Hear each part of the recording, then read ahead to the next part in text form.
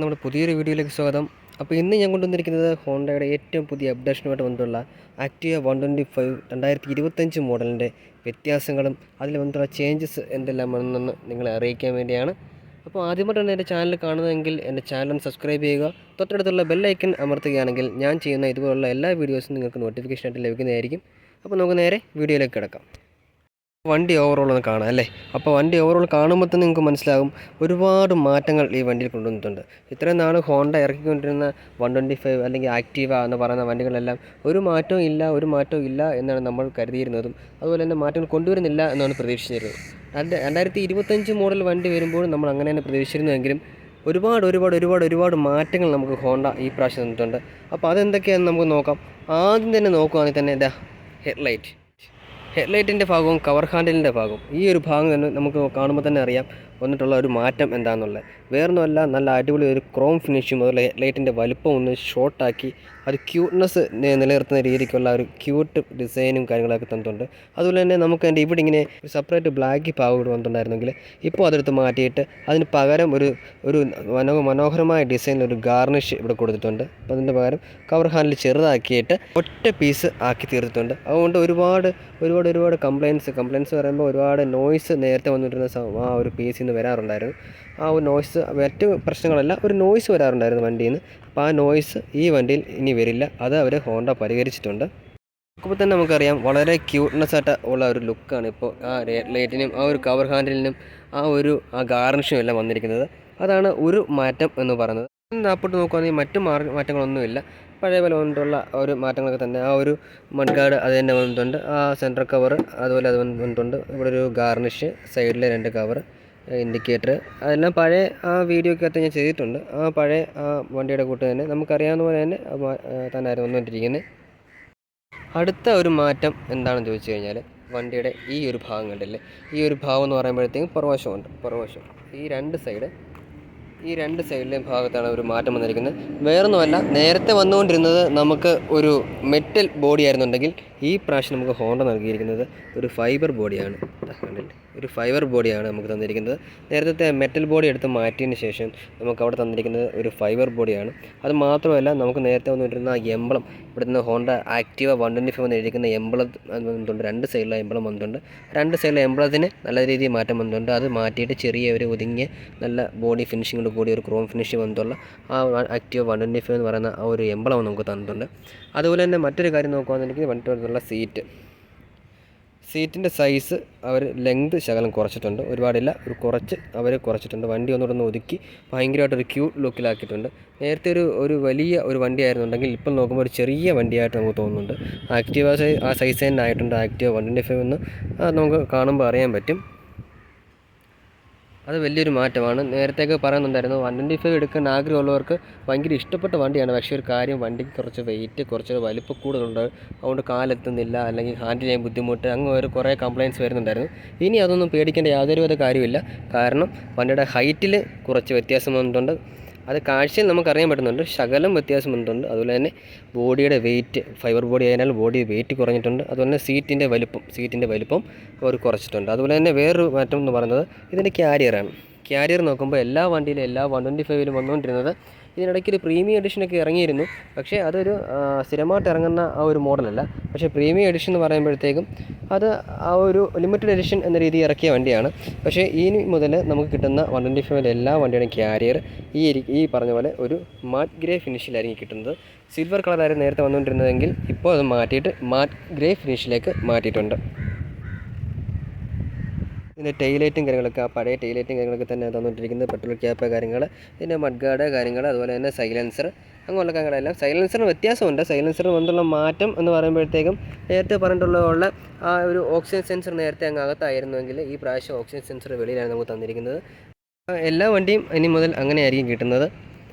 ഒബിഡി 2B, നേരത്തെ ഒബിഡി 2 ആയിരുന്നെങ്കിൽ ഒബിഡി 2A ആയിരുന്നെങ്കിൽ ഈ മുതൽ നമുക്ക് കിട്ടുന്നത് ഒബിഡി 2B ആണ്. എമിഷൻ തീരെ തന്നെ ഇല്ലാത്ത ഒരു മോഡലാണ് നമുക്ക് ഇനി മുതൽ ഹോണ്ട തരുന്നത്.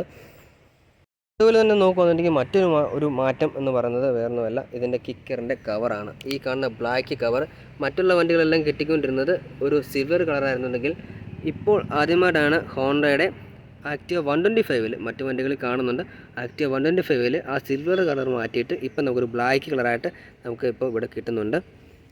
ബാക്കി വരുന്നത് ഈ സൈഡിലൊരു പീസാണ്. ഈ ESP ടെക്നോളജി, അതായത് എൻഹാൻസ്ഡ് സ്മാർട്ട് പവർ എന്ന് പറഞ്ഞ ESP ഹോണ്ടയുടെ ഒരു ടെക്നോളജിയാണ് അത്. ആ ടെക്നോളജി ഇതിൽ തന്നെ നിലനിർത്തിയിട്ടുണ്ട്. എല്ലാ വണ്ടിയിലും ആ ടെക്നോളജി ഇപ്പോൾ ഉണ്ട്.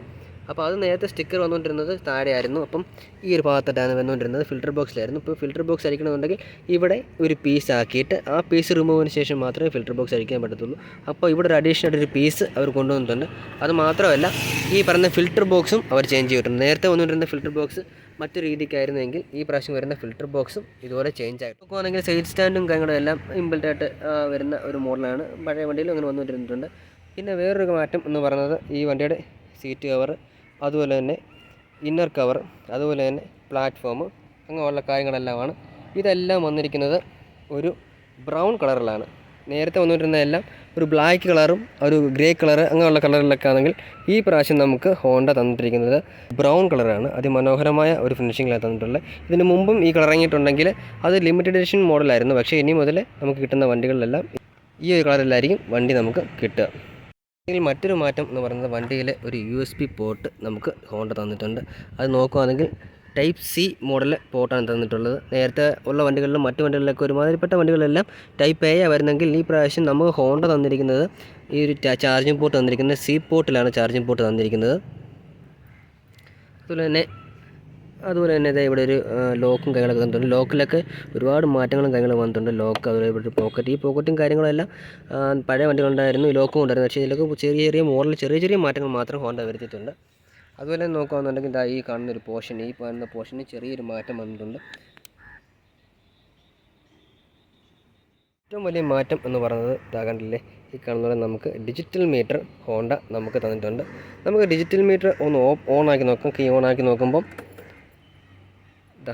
ഈ ഒരു ഇൻട്രൊഡക്ഷനാണ് നമുക്ക് മീറ്റർ തരുന്നത്. ഇതുപോലെ ഒതുക്കി ഒരു അടിപൊളി ഡിസൈനിൽ, അതായത് വളരെ മനോഹരമായ ഒരു ക്യൂട്ട് ലുക്കിലാണ് നമുക്ക് ഡിജിറ്റൽ മീറ്റർ ഹോണ്ട തരുന്നത്. ആക്റ്റീവ 125-ൽ ആദ്യമായിട്ടാണ്, അതുപോലെ നമ്മുടെ ഹോണ്ടയിൽ ആദ്യമായിട്ട് ഡിജിറ്റൽ മീറ്റർ സ്കൂട്ടറുകളിൽ വന്നേക്കുന്നത് ആക്റ്റീവ 125-ൽ ഇപ്പോൾ വന്നിരിക്കുകയാണ്. അതാണ് നമ്മളിപ്പോൾ കണ്ടുകൊണ്ടിരിക്കുന്നത്.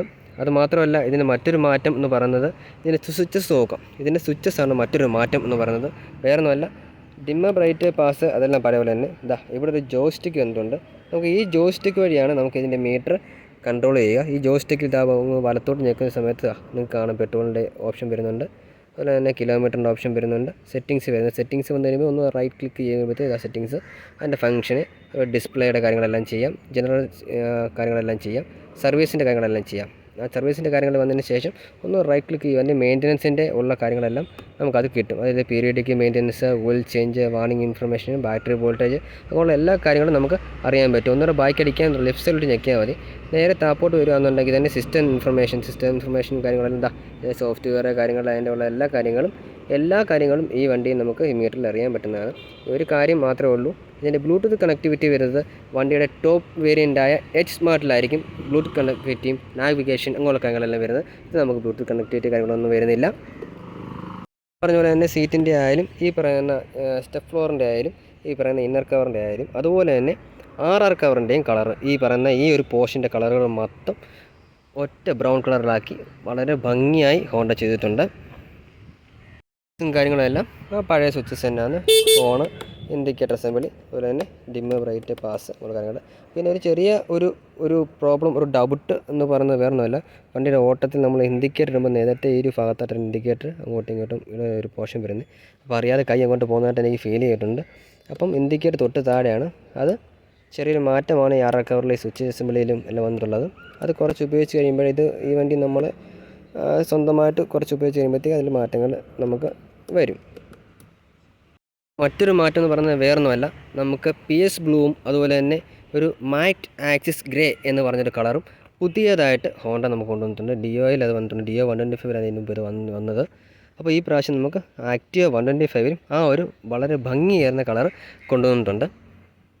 ഇനി വേറൊരു പോർഷൻ നോക്കുകയെന്ന് വെച്ച് കഴിഞ്ഞാൽ സീറ്റ് ഒന്ന് അൺലോക്ക് ചെയ്യാൻ നോക്കാം. സീറ്റ് അണ്ടർ ബോക്സിൻ്റെ ആ ഒരു വലിപ്പവും കാര്യങ്ങളൊക്കെ അത് നോക്കുകയാണെങ്കിൽ ഒന്ന് ചെറുതായ പോലെ ഒരു ഫീലിംഗ് ഉണ്ട്. അതായത് പഴയ 125-നെ അപേക്ഷിച്ച് പുതിയ 125 വരുമ്പോഴത്തേക്കും ഒരു ലെങ്ത് കുറവുള്ള പോലെ ഫീൽ ചെയ്യുന്നുണ്ട്. അതുപോലെ മറ്റുള്ള കുറേ വ്യത്യാസങ്ങൾ ഇതിൻ്റെ ഫിറ്റിങ്സിലും കാര്യത്തിലെല്ലാം ഒരുപാട് ഫിറ്റിങ്സിലും കാര്യത്തിലെല്ലാം ഒരുപാട് വ്യത്യാസങ്ങളും കാര്യങ്ങളും വന്നിട്ടുണ്ട്. ഇതിൻ്റെ ആ ജോയിൻസും അതുപോലുള്ള പാർട്ടിനും ഇതിൻ്റെ ഫിറ്റിങ്സിനും കാര്യത്തിനും എല്ലാത്തിനും ഒരുപാട് മാറ്റങ്ങൾ വന്നിട്ടുണ്ട്. കുറച്ചുകൂടെ ഒന്ന് ഷോർട്ട് ആക്കിയിട്ടുണ്ട്. ആ ലെങ്ത് മാറ്റിയിട്ട് കുറച്ചുകൂടെ ഒന്ന് ഷോർട്ട് ആക്കിയിട്ടുണ്ട് ഈ കവറ്. അതുപോലെ തന്നെ മീറ്ററിൽ നോക്കുകയാണെന്നുണ്ടെങ്കിൽ മീറ്ററിൽ നമുക്ക് കിട്ടുന്നതെന്ന് വെച്ച് കഴിഞ്ഞാൽ ഇൻഡിക്കേറ്റർ സിമ്പിളിയുടെ ഒരു വാണിംഗ് ലൈറ്റും കാര്യങ്ങളൊക്കെ വന്നിട്ടുണ്ട്. അതുപോലെ തന്നെ എൻജിൻ വാണിംഗ് ലൈറ്റ് വരുന്നുണ്ട്. ഒരു ഡിം ബ്രൈറ്റ് സ്വിച്ചിൻ്റെ ഒരു സെക്ഷൻ വരുന്നുണ്ട്. ആ ഡിം ബ്രൈറ്റ് സെക്ഷൻ എന്ന് പറയുമ്പോൾ നേരത്തെയുള്ള സൈഡിലൊക്കെ ആയിരുന്നെങ്കിൽ ഈ പ്രാവശ്യം മീറ്ററിൻ്റെ ഈ ഭാഗത്ത് നോക്കുകയാണെന്നുണ്ടെങ്കിൽ ആ ഭാഗത്താണ് കാണാൻ കഴിയുക. അതുപോലെ തന്നെ എക്കോയുടെ ഒരു ലൈറ്റും കാര്യങ്ങളും, അതുപോലെ തന്നെ ആക്സിലറേഷൻ കൊടുക്കുമ്പോൾ അതിൻ്റെ ഒരു കാര്യങ്ങൾ, സൈഡ് സ്റ്റാൻഡിൻ്റെ വാണിംഗ്, അങ്ങനെ കുറേ കാര്യങ്ങൾ, ഒരുപാട് കാര്യങ്ങൾ. അതുപോലെ തന്നെ trip A, trip B, kilometre, time, ഫ്യൂവലിൻ്റേത്, അങ്ങനെയുള്ള ഒരുപാട് കാര്യങ്ങൾ ഈ നമുക്ക് വേണ്ടി ഹോണ്ട ഈ മീറ്ററിൽ തന്നിട്ടുണ്ട്. അപ്പോൾ ഇതൊക്കെയാണ് ഹോണ്ടയുടെ ആക്റ്റീവ 125 2025 മോഡൽ എഡിഷൻ്റെ മാറ്റങ്ങൾ എന്ന് പറയുന്നത്. അപ്പം നമ്മുടെ ഇന്നത്തെ വീഡിയോ നിങ്ങൾക്ക് ഇഷ്ടമായെങ്കിൽ എൻ്റെ വീഡിയോ ഒന്ന് ലൈക്ക് ചെയ്യുക, ഷെയർ ചെയ്യുക, എൻ്റെ ചാനൽ സബ്സ്ക്രൈബ് ചെയ്യുക, സപ്പോർട്ട് ചെയ്യുക, അടുത്തുള്ളവർക്ക് വേണ്ടി ഷെയർ ചെയ്ത് കൊടുക്കുക. അടുത്തൊരു സൂപ്പർ വീഡിയോ ആയിട്ട് കാണുന്നതിന് വരെ ബൈ.